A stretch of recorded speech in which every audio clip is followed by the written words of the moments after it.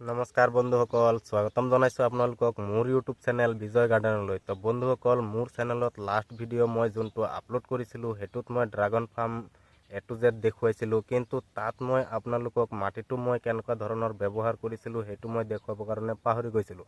তাত এটা দাদা বা ভাইটিয়ে মোক কমেণ্টো জনাইছিলে যে মই মাটিটো কি ব্যৱহাৰ কৰিছোঁ সেইটো জনাবৰ কাৰণে। তো আজি মই আপোনালোকক মোৰ পিছফালে যোনবোৰ মই ড্ৰাগন গছ লগাই ৰাখিছোঁ সেইবিলাক মই কি ব্যৱহাৰ কৰি পেলাই মাটিটো তৈয়াৰ কৰিছিলোঁ সেইটো মই আপোনালোকক আজি দেখুৱাব ওলাইছোঁ। তো বলক বন্ধুসকল, ভিডিঅ'টো আজি আৰম্ভ কৰোঁ।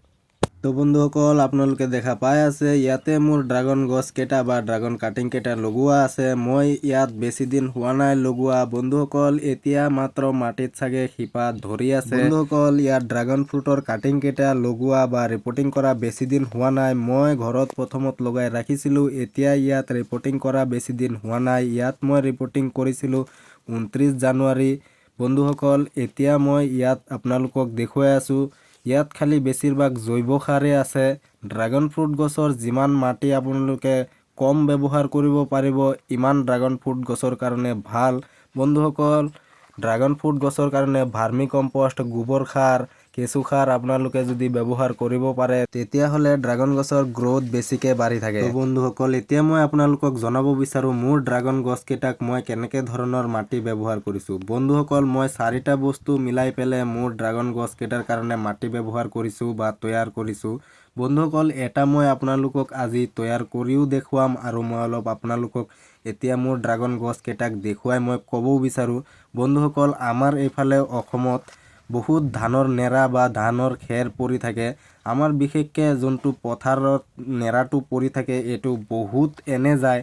সেই নেৰাটো আমি এনেকুৱা যদি টপত বা কিবা ফলৰ কেৰেটত লগাওঁ তেতিয়াহ'লে আমি আধা মিনিমাম 30% মান ব্যৱহাৰ কৰিব পাৰোঁ। তো বন্ধুসকল, এতিয়া মই আপোনালোকক অলপ ধৰি দেখুৱাই আছোঁ, চাই লওক বন্ধুসকল মাটিটো কি ধুনীয়া হৈছে ড্ৰাগন ফ্ৰুট গছৰ কাৰণে। বন্ধুসকল, মই মাটিটোত মাত্ৰ 4টা বস্তু ব্যৱহাৰ কৰিছিলোঁ।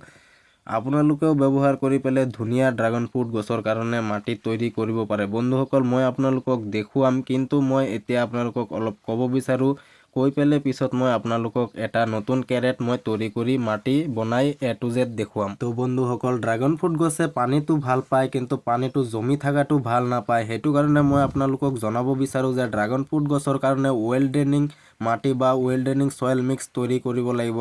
বন্ধুসকল, এতিয়া মই আপোনালোকক দেখুৱাম যে কেনেকৈ ধৰণৰ আপোনালোকেও ড্ৰাগন ফ্ৰুট গছৰ কাৰণে ধুনীয়া মাটি বা ছয়েল মিক্স তৈয়াৰ কৰিব পাৰিব। তো বন্ধুসকল, ইয়াত মই তৈয়াৰ কৰি আপোনালোকক দেখুৱাবৰ কাৰণে এটা মাছৰ কাৰ্টুন লৈছোঁ। তাৰ তলত মই বহুতকেইটা ড্ৰেইনেজ ছিষ্টেম বনাই লৈছোঁ, আপোনালোকে দেখা পাই আছে।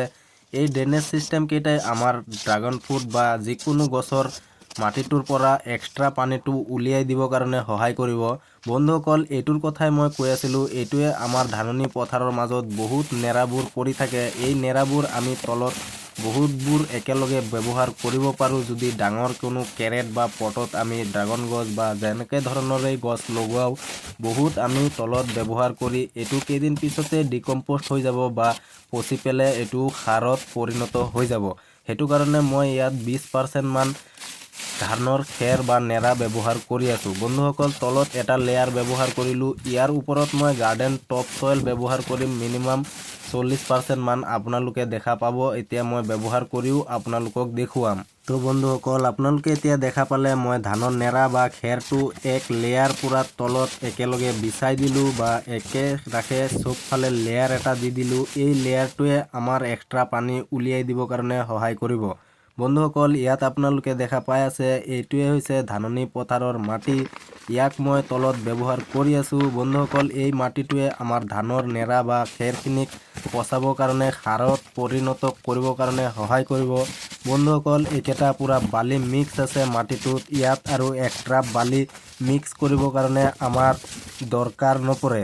মাটিৰ টুকুৰাবিলাক যিমান সৰু সৰু কৰি দিব ইমানেই ড্ৰাগন ফ্ৰুট গছৰ শিপাৰ কাৰণে ভাল। এই ড্ৰাগন ফ্ৰুট গছে যিমান সৰু বা যিমান কোমল মাটিৰ টুকুৰা পাব ইমানেই ড্ৰাগন ফ্ৰুটৰ গছৰ শিপাবিলাক তললৈ যাবৰ কাৰণে সহায় হ'ব। সেইটো কাৰণে মাটিৰ টুকুৰাবিলাক যিমান সৰু কৰি দিব পাৰে ইমানেই আপোনালোকে সৰু কৰি দিবৰ কাৰণে চেষ্টা কৰিব। বন্ধুসকল, মই ইয়াত কোৰৰ সহায়েৰে বহুত সৰু সৰু কৰি আনিছোঁ, তাৰ মাজতো বহুত ডাঙৰ ডাঙৰ আছে, সেইকেইটা মই হাতৰ সহায়তে অলপ কৰি দিবৰ কাৰণে চেষ্টা কৰি আছোঁ। বন্ধুসকল আপোনালোকেও এনেকৈ সৰু সৰু টুকুৰা কৰি দিবৰ কাৰণে চেষ্টা কৰিব। এতিয়া মই বাঁহৰ কামি দুটা ইয়াত গাড়ি দি আছোঁ, যোনটোৰ সহায়ত মই ড্ৰাগন ফ্ৰুট গছক লগাব পাৰিম বা ইয়াৰ ছাপোৰ্ট দিয়ে মই ষ্ট্ৰাকচাৰ বা চাঙৰ ওপৰত উঠাব পাৰিম। বন্ধুসকল এই কামি দুটা আপোনালোকে ব্যৱহাৰ কৰিব। কামিৰ জেগাত আপোনালোকে পাইপো ব্যৱহাৰ কৰে তেতিয়াহ'লে ভাল।